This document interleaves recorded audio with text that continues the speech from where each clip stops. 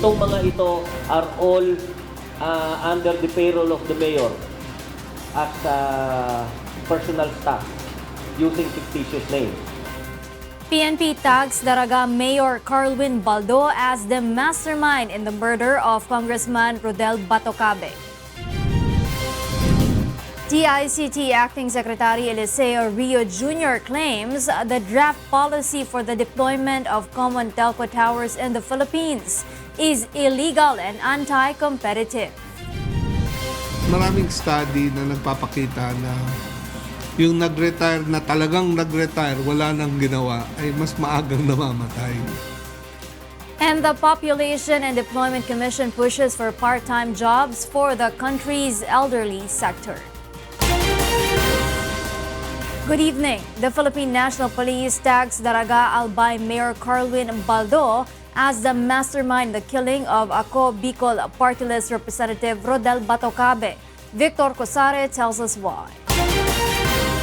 Daraga Mayor Carlwin Baldo is now facing charges of double murder and 6 counts of frustrated murder, along with 6 other suspects for being the mastermind in the high-profile murder of Ako Bicol Party List Representative Batocabe and his police aide SPO1 Orlando Diaz. Philippine National Police Chief Oscar Albayalde confirmed that Mayor Baldo was the man behind the crime, according to the testimonies of 2 suspects turned witnesses who are in their custody. Itong mga ito are all under the payroll of the mayor as personal staff using fictitious names. This one is a rebel returnee and all the rest are ito rin, rebel returnee and kafgu. And all the rest are ex-military personnel. Based on witnesses' accounts, it was Mayor Baldo who financed the gunmen's firearms and getaway vehicles. First to surface was Emmanuel Hudavar, who confessed his participation in the planning of the assassination of Congressman Batocabe. He, however, decided to withdraw from the plan before it was executed. Hudavar was among the 2 whom the PNP turned into witnesses. Following Hudavar was the second suspect turned witness, Christopher Naval alias Tuping, a trusted aide of Mayor Baldo, also surrendered and confessed that Mayor Baldo offered 5 million pesos in exchange for the lawmaker's assassination. Naval confirmed that the mayor gave them 250,000 pesos to purchase a gun and a motorcycle. After Hudavar and Naval came Emmanuel Roselio alias Boboy, who also surrendered. Roselio served as a driver of one of the getaway vehicles. Meanwhile, the rest of the gunmen are still at large. They have been identified as Henry Yuson alias Romel, a certain Eno, Rolando Arimado, and backup drivers Jaywin Babor and Danilo Muelia. Albayalde says the group's first attempt to assassinate Congressman Batocabe was in August when the lawmaker announced his bid for the local mayoralty race. Noong August na yun, their plan doon sa dapat pinupuntahan niya na sa radio station na naging pattern na ni dating Congressman Batocabe. With this development, Albayalde ordered the cancellation of Mayor Baldo's license to own and possess firearm and permit to carry firearms outside of residence, and he was stripped of his police powers. The PNP chief also requested the Bureau of Immigration to place Mayor Baldo and the 6 suspects on the BI's lookout bulletin. Also, charges of double murder and 6 counts of frustrated murder have already been filed against Mayor Baldo and the 6 other suspects. The PNP is now awaiting the release of a warrant of arrest against them. We'll follow what the court will say. No? Kung bigyan tayo ng outright na warrant of arrest, we will serve the warrant of arrest immediately. Meanwhile, Congressman Batocabe's eldest son, Attorney Justin, and the rest of the Batocabe family are grateful for the efforts of the PNP on the immediate resolution of the case. I praise the hard work of our fine men and women in uniform. It has been the holidays has been very hard for us and the town of Daraga as well as the province of Albay. So these fruits of the hard labor of our investigative bodies are very much welcome, and we have nothing to say but thank you very much. The PNP, however, cannot consider the case as closed, according to Albayalde. This case, we consider it as solved but not closed. Why? Because some of the suspects are not yet arrested. Victor Cosare, UNTV News and Rescue, Philippines. In relation to the case, Daraga Albay Mayor Carlwin Baldo asserts his innocence in the killing of Ako Bicol Party List Representative Rodel Batocabe. Mai Bermudez tells us why. The alleged mastermind in the slay of Congressman Rodel Batocabe insisted his innocence as he faced the media earlier. And as witnesses and suspects surfaced and pinpointed him as the brains behind the lawmaker's killing, this is what he had to say. I assert my innocence. Let us not forget that while I'm being used as convenient scapegoat, those who are truly responsible for the crime remain free and blameless. I am an easy target, but that does not make me guilty of the crime.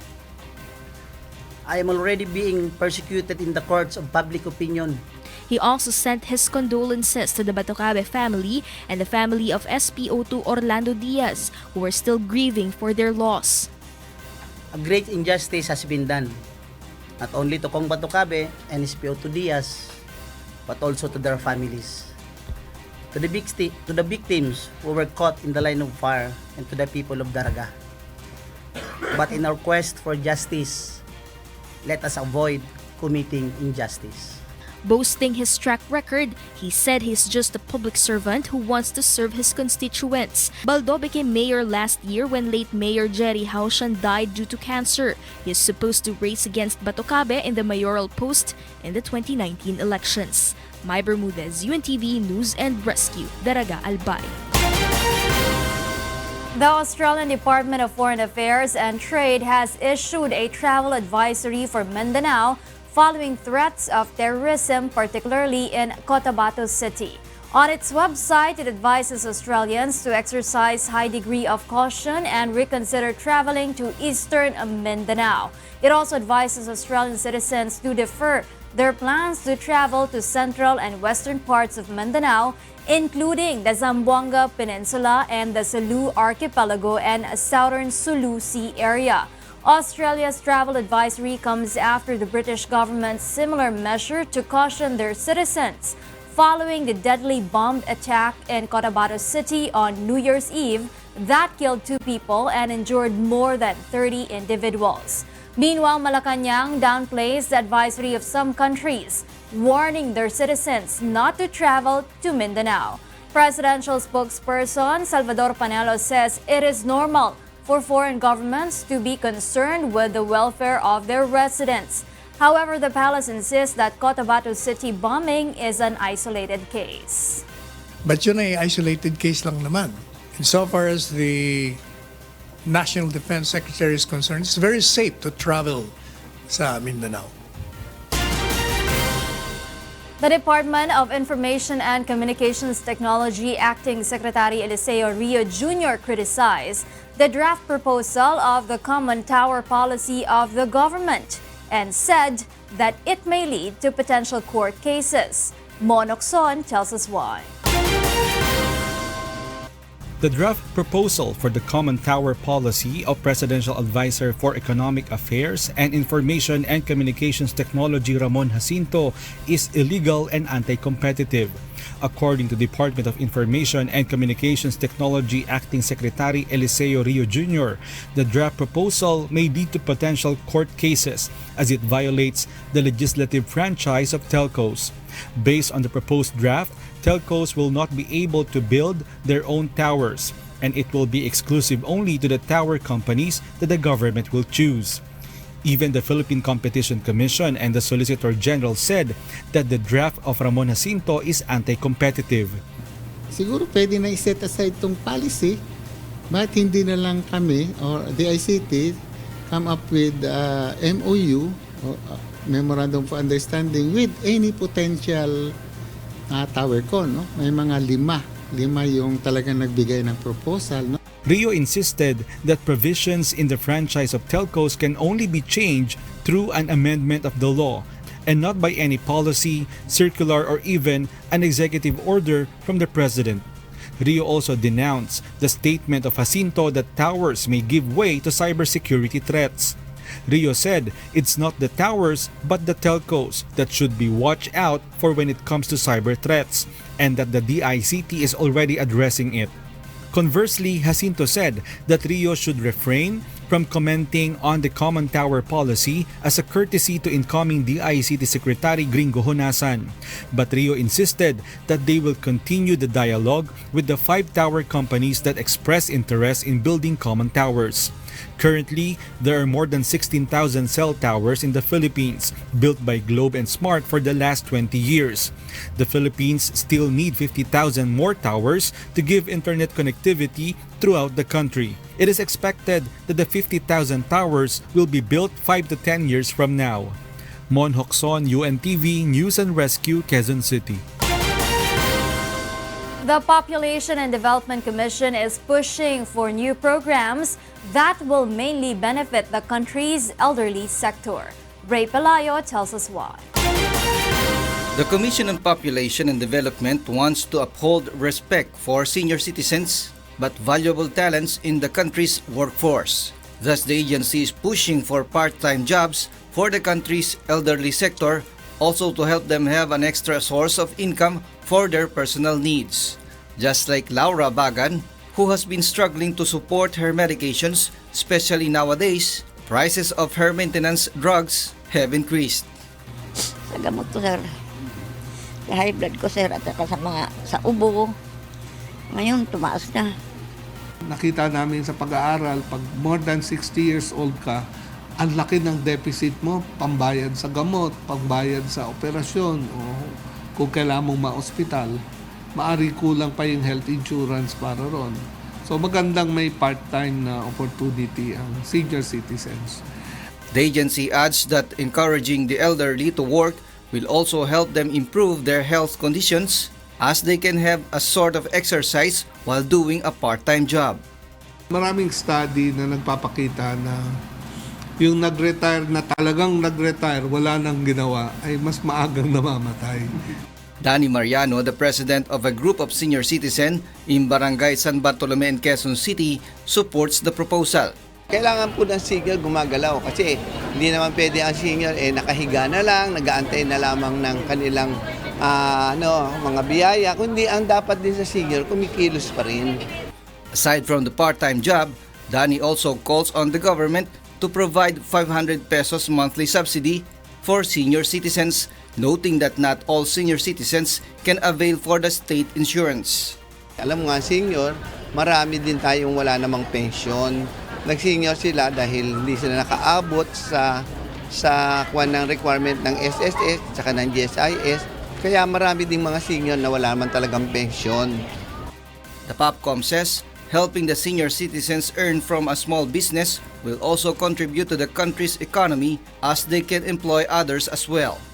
This year, the country's elderly population is projected to increase by 8.2% or may reach 8.9 million. Thus, the government is urged to create sustainable programs for them. Based on the agency's study, Filipino women's life expectancy nowadays reaches to 72 years old, while Filipino men may reach a maximum age of 67. The agency concludes that women live longer than men because men are more likely to engage in vices and hard labor. Ray Pelayo, UNTV News and Rescue, Quezon City. President Rodrigo Duterte has signed Joint Resolution Number 3 extending the validity of the maintenance and other operating expenses and capital outlays appropriations of the 2018 General Appropriations Act until this year. According to Malacañang, the President signed the resolution last December 28, aiming to extend the key components of the 2018 expenditure program. This is after the Congress failed to pass the proposed 2019 national budget on time.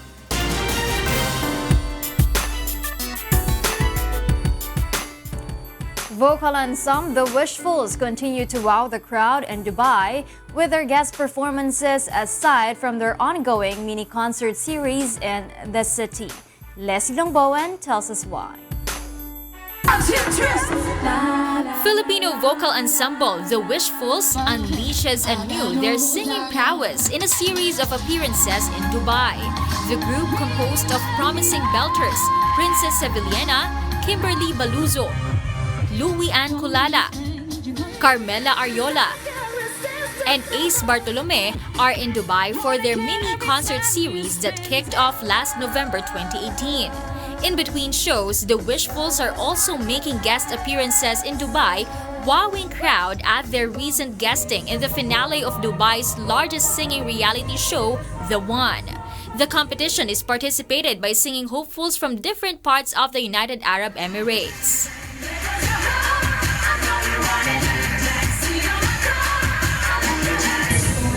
I see them as really someone I could look up to. Most of them sing really like one of the best singers I've ever heard. They're really amazing. They really blew me off. Look at that, the way they're performing. They're just making everyone go crazy. They're the most amazing, beautiful, lovely, energetic, crazy singers we've ever noticed on this platform. The Wishfuls also lent their vocal prowess as guest artists in the subsequent year-end concert party in Dubai. Very lovely. Awesome. Yeah, awesome. At first, we were really pressured because our audience will not be Filipinos. They are mostly foreigners. So, but behind the pressure, we just gave our best and enjoyed that. The group first performed in Dubai back in August when they served as the front act for the sold-out Morissette Is Made Dubai leg. They also performed in the 90s Upload concert last December 2018. The vocal ensemble first gained attention after emerging as the top finalists of Wish 1075's hit online singing competition, Wishcovery. Since their stint at the contest, the group has already released a certified gold and platinum album titled Wishful Journey.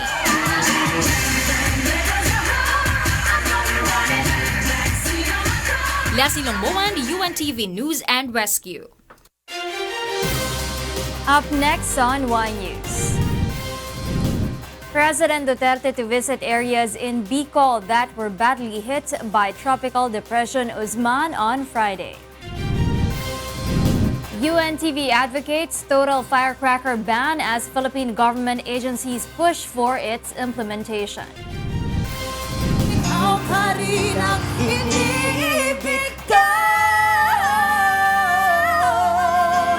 And Wishcovery's Phoebe Olores and Rayan Ortuste secure spots and come top Suzara's top 4 in the Wishcovery Season 2, The Singer and the Song. Thank you for keeping me company in the first part of Y News. More reasons behind the stories with Angelo Castro III and William Thio after this quick break. I'm Rheena Villamor-Camara. Good evening. Welcome back to Y News. We pick up from where Rheena Villamor-Camara left off. I'm Rodrigo Castro III, and here are the headlines. Death toll from Tropical Depression Usman in Bicol climbs to more than 100. A lawyer believes House Speaker Gloria Arroyo's acquittal on her electoral sabotage case is a threat to the 2019 midterm polls. And Malacañang defends President Rodrigo Duterte for his controversial made-up molestation story.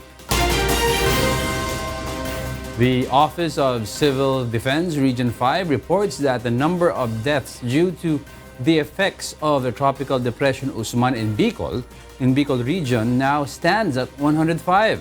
Several roads in the region also remain impassable to motorists. Mai Bermudez tells us why. The number of fatalities after the onslaught of Tropical Depression Usman in Bicol region has significantly increased. Latest report from the Office of Civil Defense in the region showed that 105 people were killed due to landslides and flash floods that hit several towns in Bicol, while 6 others remain missing in Tiwi Albay.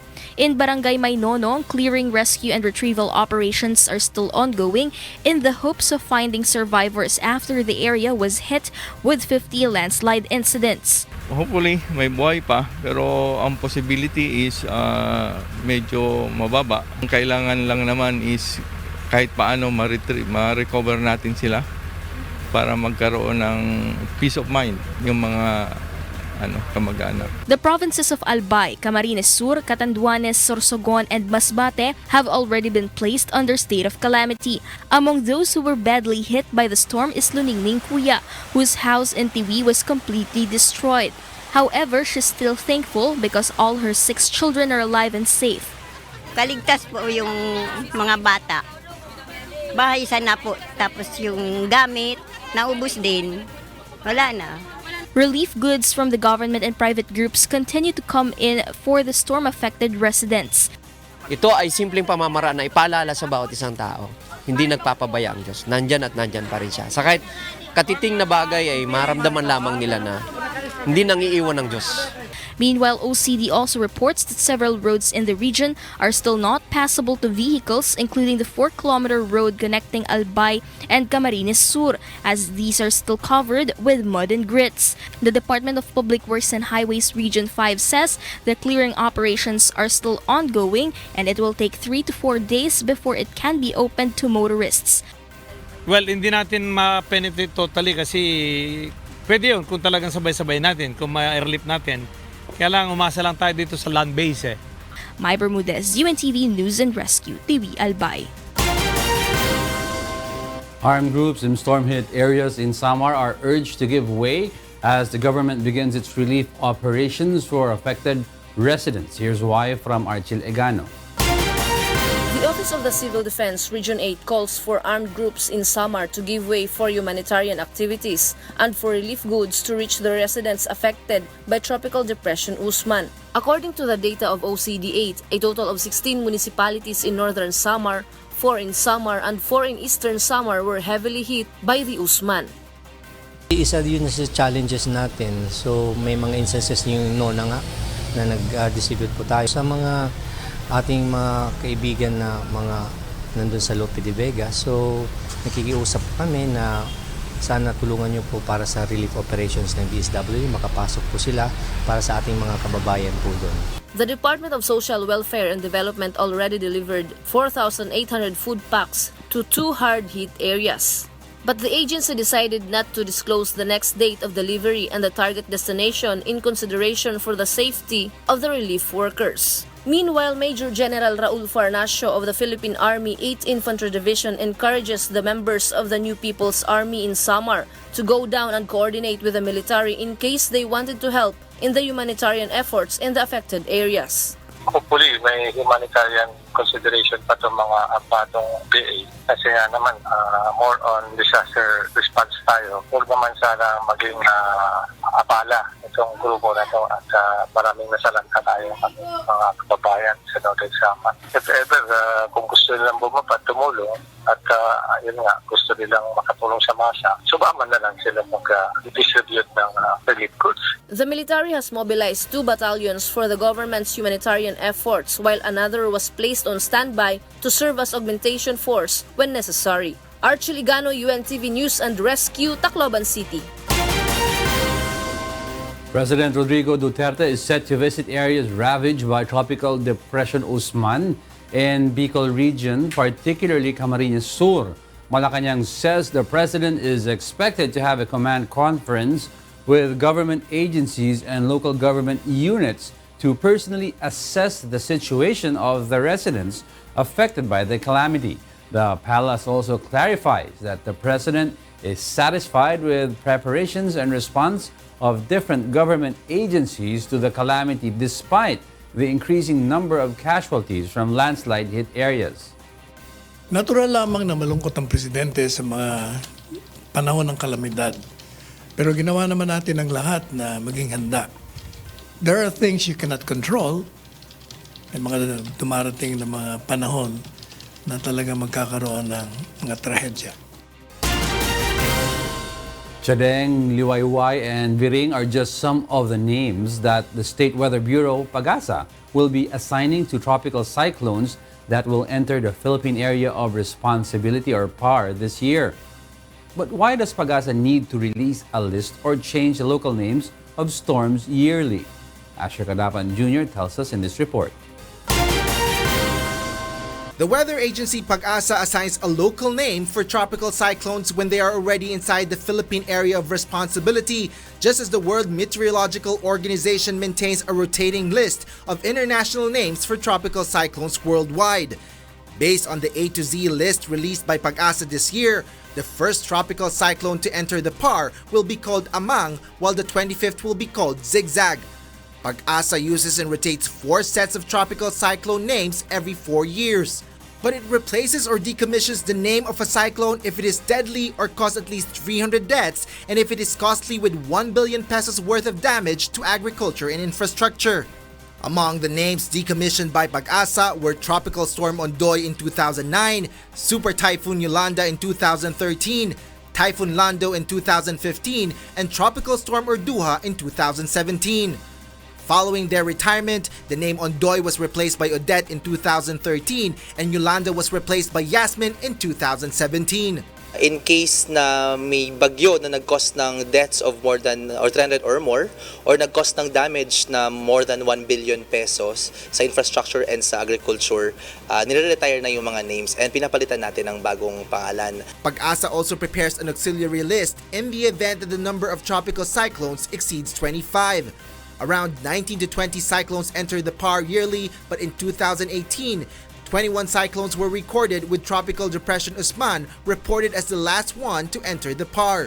For the complete list of rotating names for tropical cyclones, visit Pag-asa website www.pagasa.dost.gov.ph. Asher Kadapan Jr., UNTV News and Rescue, Quezon City. President Rodrigo Duterte will not apologize about his controversial made-up story on maids, says Malacañang. Rosalie Cos tells us why. Malacañang insists that President Rodrigo Duterte's made-up story about his maid to relate the abuse he suffered from a certain Catholic priest when he was in high school is not gross. Presidential spokesperson Secretary Salvador Panelo says the critics and the ultra-conservative only find fault in the president's statements. Hindi rin. Unang-una, hindi naman mahala yung kwento niya. Nagtatawanan nga eh. Alam mo, pag mahalay, ang reaksyon ng audience, masama. Magagalit sa kanya. Hindi yung magtatawanan. Kasi magaling siya doon eh. Haven't you noticed, napakagaling ni Presidenteng maggawa ng mga kwento, mga katang-kwento o kwento na nangyari pero ini-exaggerate niya para lang matone down yung bigat ng mensahe para mas madaling tanggapin. Some groups were offended by the statements of the president. They also expressed concerns that Duterte is sending a wrong message and might bring worse abuses against household workers abroad, especially those who are in the Middle East. But according to the palace, President Duterte has no plan to ask for an apology because he explicitly made up that story to rebuke the hypocrisy of some Catholic priest. So hindi rin po natin in-expect na mag-apologize ang Pangulo dun sa definitely statement. hindi. But precisely sinadya niya nga yun. Kaya nga sinasabi niya that was intentionally made. It was a concocted story to dramatize the hypocrisy of a particular man in cloak. Panelo adds that the chief executive also does not care if he loses supporters because of his controversial statements to expose the hypocrisy of the Catholic Church. Panelo also says the president won't be stopped in making controversial statements during his term. If you notice, the president has been doing that even during the campaign. And that has been very effective on the listeners. Klaro din yung mensahe. Kaya sa tingin ko, he will not stop at doing this. Kasi nakikita niyang effective, naiintindihan siya. Rosalie Cos, UNTV News and Rescue, Malacañang. An election lawyer expressed his fear on the acquittal of former President and incumbent House Speaker Gloria Arroyo on the election sabotage case, especially when the midterm polls next year. Victor Casari will tell us why. Before the 2018 ended, the Pasay Regional Trial Court acquitted former President and now incumbent House Speaker Gloria Arroyo on her electoral sabotage case. Based on the court's decision, the prosecution failed to prove the guilt of Arroyo beyond reasonable doubt. Arroyo was accused of conspiracy when she personally instructed former Mindanao Governor Andalang Patuan Sr. to ensure the 12-0 victory for her party mates. Hindi naman kasi pwedeng porket sinabi lang ng dating Pangulo na gusto ko yung aking buong team manalo. Gusto ko 12-0 yan. Instruction yun para mandaya. Wala namang ganun. Kasi part yun ng ating pamumulitika. But former Congressman Nery Colmenares, who also served as election lawyer in the 2007 midterm elections, said he witnessed the cheating incident in Mindanao. As a lawyer, I witnessed a precinct in Maguindanao with 2,000 votes. Ang presinto noon, 200 to 300 lang botante, may 2,000 boto. Colmenares said Arroyo's acquittal is a threat to the coming 2019 midterm polls. Lalong maging matapang ngayon yung mga gustong mag-commit ng electoral fraud na gawin ito sa 2019. Kasi ang message dito, you can do the crime but not do the time. Aside from the 2007 electoral sabotage case, Arroyo was also involved in the Hello Garci scandal in 2004. In a wiretapped conversation of former Comelec Commissioner Virgilio Garceliano and a lady who was believed to be Arroyo, they were discussing how to manipulate the result of the 2004 national elections. Arroyo was running for the presidency against Fernando Poe Jr. Victor Cosare, UNTV News and Rescue, Philippines.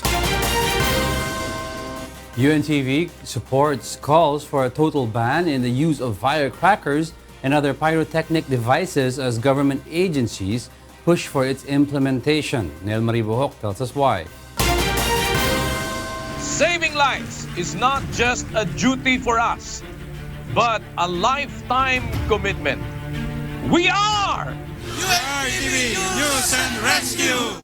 Since 2010, the UNTV has been deploying its news and rescue teams across the country to respond to emergency situations such as firecracker-related cases in line with the celebration of the coming of the new year.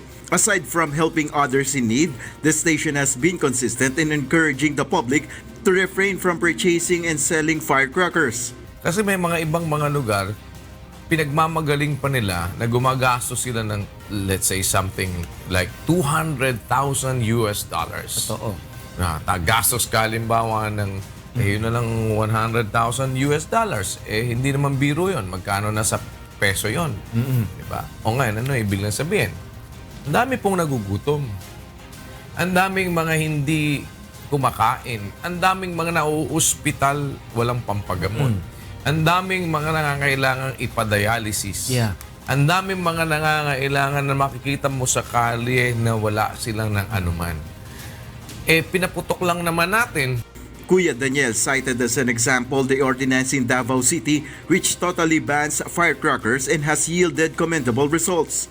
Diba sa Davao, meron silang total ban dyan na ginagawa. No? Ang sa atin kasi, dapat ang mga pagpapaputok ng firecrackers, dapat yan ang nag-execute.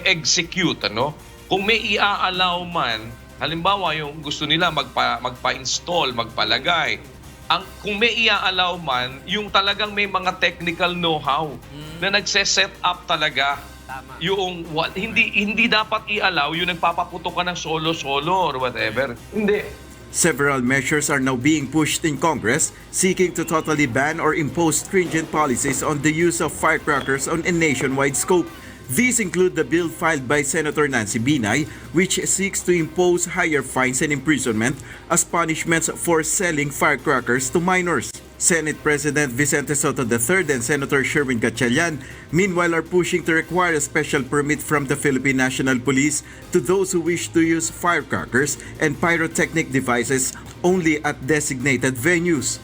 PNP spokesperson Benigno Dorana Jr. said the PNP is ready to impose new regulations on firecracker use provided that majority of these stakeholders, after due consultations, would agree to it and it will become a law or policy.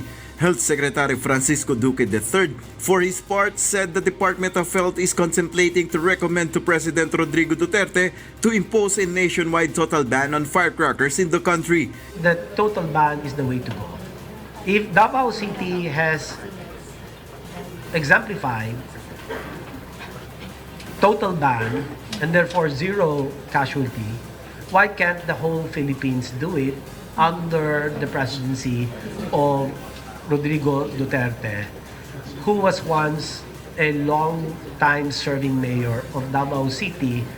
However, Duque said such a plan needs a thorough study considering its possible impact on the country's firecracker industry. Assuming the ban gets implemented, or if legislation is forthcoming to absolutely ban this, we cannot be reckless. We have to be very clear about what will be the alternative livelihood programs for people who will be displaced because of the ban. But presidential spokesperson Salvador Panelo said Malacañang still has several considerations to address. That's why it has not decided on whether or not to impose nationwide total ban on firecrackers. Kasi marami rin involved, mga mawawalan ng trabaho, binabalanse niya. Pero ayaw talaga ng firecracker. In 2017, President Duterte issued an executive order which regulates the use of firecrackers and other pyrotechnic devices in the country. Nel Maribuhok, UNTV News and Rescue, Quezon City.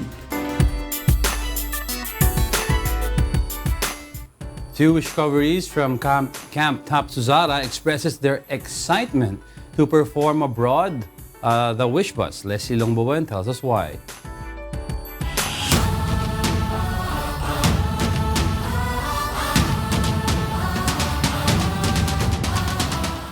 Wishcoveries from Camp Top Suzara's first two teams faced each other on Wishcovery Season 2 The Singer and the Song's one-on-one showdown last night. Phoebe Olores and Winsel Selma competed first.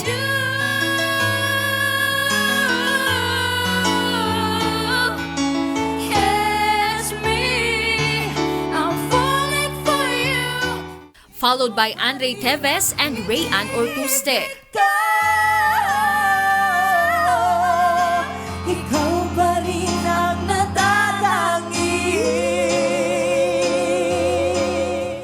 Phoebe and Rayan were the lucky wishcoveries who qualified for the semi-finals. Kahit di pa ako nakatungtong ng Manila sa ganyang competition, parang half na po yung dream ko yung natupad. Pero alam kong marami pa po akong itatrabaho. From watching YouTube videos, ngayon pupunta na ako doon. So like, it is a dream come true, di ba? It is a wish that has been granted. Meanwhile, Top had some words for the eliminated wishcoveries. Hindi ibig sabihin wala na yung maiwan, na wala na kayo sa wish. Kasama na kayo sa wish eh. Kasama na namin kayo. So we have big plans for everybody. Tonight, wishers shall watch out for the one-on-one showdowns of wishcoveries of Camp Veni Saturno on Wishcovery Season 2, The Singer and the Song. Leslie Longboan, UNTV News and Rescue, Philippines. Up next on Y News. Protests turned violent in India after two women defied a centuries-old ban and entered a Hindu temple. China makes a historic space exploration after its robotic spacecraft landed on the far side of the moon. And Andy Murray knocked out of the Brisbane International after duel with Russian Daniil Medvedev. Those are the reasons behind the stories in the second part of our newscast. Y News returns with William Thio. I'm Angelo, Castro III. Good evening.